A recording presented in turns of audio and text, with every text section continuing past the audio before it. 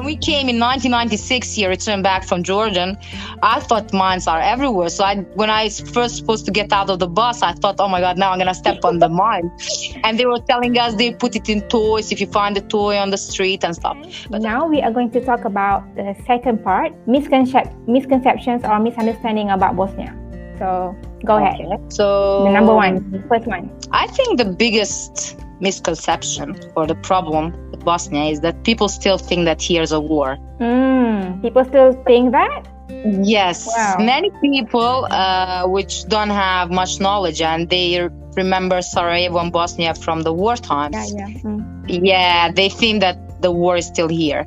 So we would like to tell everyone that Bosnia is very safe and it's a very beautiful country and it's very open for tourism and it has many things to offer. And the war finished in 1996. So from that time, was a long time ago. In freedom with no problem. So it is very safe country, more safe than many other European countries, where you can walk at nighttime normally until late night, and it's really like such a normal thing. Like you don't get scared. Everything is like totally okay. Right, I think that's the biggest one. I don't know any others like to say. I don't know if you have something, tell me, so I'll tell you. I'll tell you what's true about it. Okay, maybe the misunderstanding that I heard the most is that Bosnians are actually Arab. Is that true? No. Because they thought because you're Muslim, so it must be Arab. No. We are not Arabs. No. No, we are Europeans. We come from the Slavic people, but we are not. That's our background. Slavic people, and then we didn't have Arabs. We have Ottomans here living for 500 years. Yes. So we have they actually brought the religion to us. They during the Ottoman period, people who lived here, which were before they had some special religion, which is called it was like a Bosnian church, which wasn't Christian religion. It was different. They had one God, but they didn't have churches and stuff. They were different. Their religion was very similar to Islam. And when Ottomans came and introduced Islam to these people, they felt very easy to adapt it, and they were becoming Muslims in a very easy way. So actually, from Ottoman times, we are majority of the people here are Muslims, and so it comes. So we have a very close relation with Turkey in terms of our relation with Turks and Turkey. In terms of tradition and everything is much more close than with Arabs. Right, and also I heard that they say in Bosnia they are filled with landmines, so it's not safe. Is that true? No, it's not. I mean, there were a lot of mines after the war immediately, but most of these places are cleaned long ago. So everywhere where we go to walk and touristically and everything else, there's no mines at all. But of course, there are some places which are very inside of the mountains and stuff, which are, all of these places are, you have these lines put around them. So you know that it's not safe, that there is some risk to go walk there.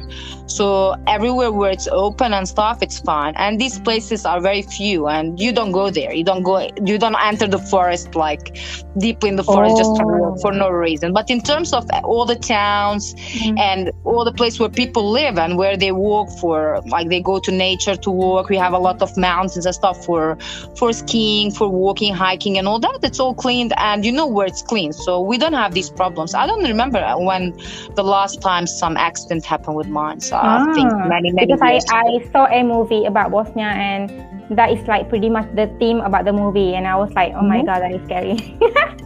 No, don't get scared. Yeah, just exaggerate, of course, right? This movie. Yeah, when we came in 1996 here, returned back from Jordan, I thought mines are everywhere. So when I first supposed to get out of the bus, I thought, oh my God, now I'm gonna step on the mine. And they were telling us they put it in toys if you find a toy on the street and stuff. But that was like in 96, and from that time, most of it is clean. So it's very safe. Like in terms of this, only if someone goes somewhere now deep to go by himself in the forest and to do on the places which are not, because everything is marked. You have places which are for hiking in the mountain, because we have a lot of nature places with a lot of mountains, forests. So you have these tags where you have the red tag on the trees and stuff. So you know where you can walk, where it's safe for you. So it's all, you know where you're going. So don't worry about that. That's fine.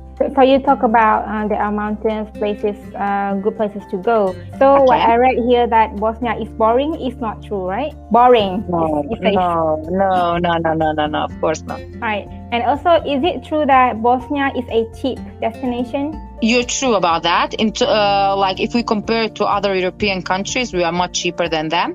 And for some things which we offer, which are similar quality or even better quality than things in Europe, we are, in terms of prices, we are cheaper. Yes, we have, for example, we have an amazing Olympic mountains where during the winter time you can go skiing, snowboarding, and you have this kind of activities. It is much cheaper to go for that than to go Switzerland, Germany, Austria, or any of these countries. Yeah, okay. Yeah, those countries are very expensive. Yeah. And also our food is cheaper than the countries in Europe. Okay. So in terms of that. So is it true that all Bosnians are wealthy? Wealthy? Yep. No, they're not all wealthy. Of course, like in every country, you have people which are more wealthy, people which are poor. So you have like different classes. All right, yeah. It's the same as other countries, right? Yeah, it's always the same. But before the war, we were in like this socialism, and people, there were not much poor people before, and most of the people were on the same range, like middle class.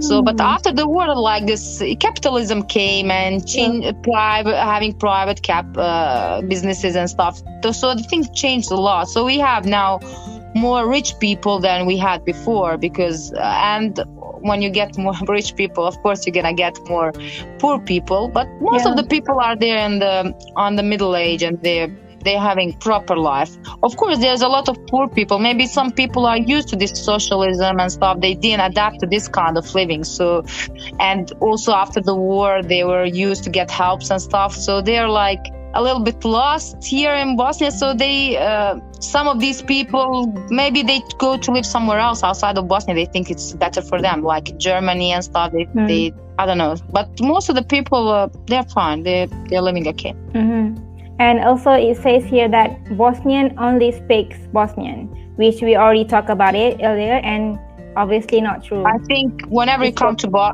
if you go to Bosnia and come to Sarajevo, anywhere you go, people will speak to you in English language with no problems.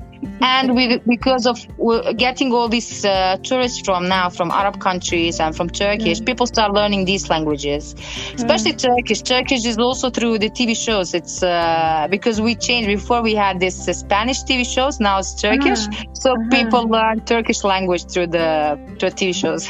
Wow. So they understand a lot, yeah.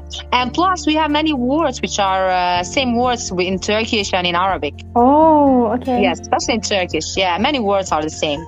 So that's all I got from the misunderstanding part.